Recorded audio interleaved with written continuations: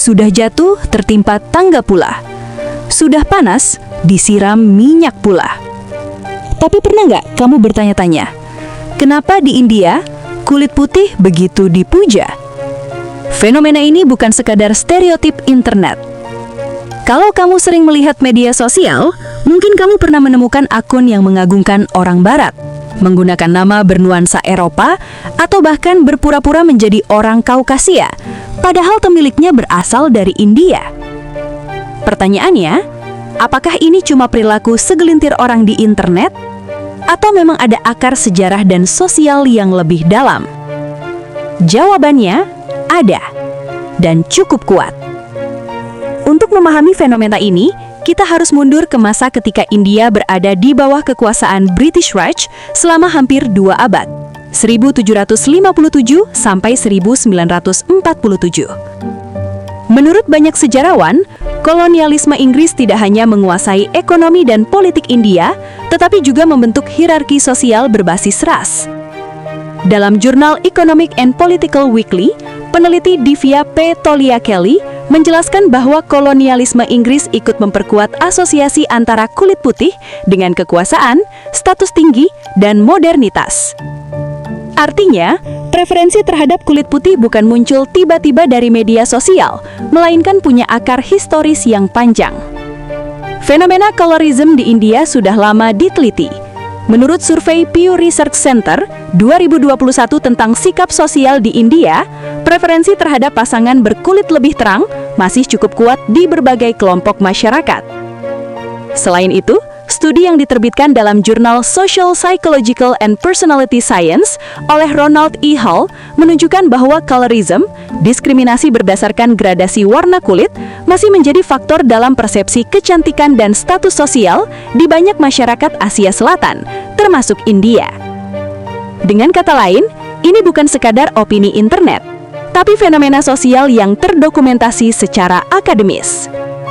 Menurut laporan pasar dari Nielsen, pasar produk pencerah kulit di India bernilai ratusan juta dolar dan telah tumbuh selama puluhan tahun. Produk seperti Unilever Fair and Lovely sekarang berganti nama menjadi Glow and Lovely. Bahkan dalam laporan World Health Organization tentang penggunaan produk pemutih kulit secara global, India disebut sebagai salah satu pasar terbesar untuk produk semacam ini. Logikanya sederhana. Kalau tidak ada permintaan sosial yang kuat, industri sebesar ini tidak mungkin bertahan lama. Media populer juga punya peran besar.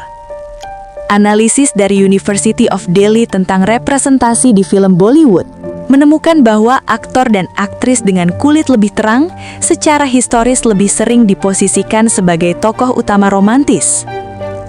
Peneliti media Dr. Shilpap Adake mencatat bahwa standar kecantikan yang dipromosikan industri hiburan India selama beberapa dekade cenderung mengasosiasikan kulit cerah dengan kecantikan, kesuksesan, dan status sosial tinggi. Paparan berulang seperti ini bisa membentuk preferensi publik secara tidak sadar. Tapi, apakah semua orang India seperti itu? Jawabannya, tidak. Penting banget untuk tidak melakukan generalisasi. Dalam beberapa tahun terakhir, justru muncul gerakan perlawanan terhadap colorism di India.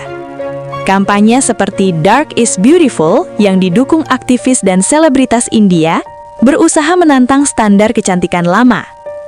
Bahkan pada 2020, Unilever secara resmi menghapus kata fair dari produk Fair and Lovely setelah mendapat tekanan publik.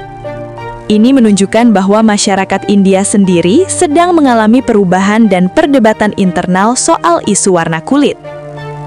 Jadi, kalau kamu melihat fenomena sebagian orang India yang tampak mengagungkan kulit putih atau identitas barat, itu bukan semata-mata karena mental inferior seperti yang sering dituduhkan di internet.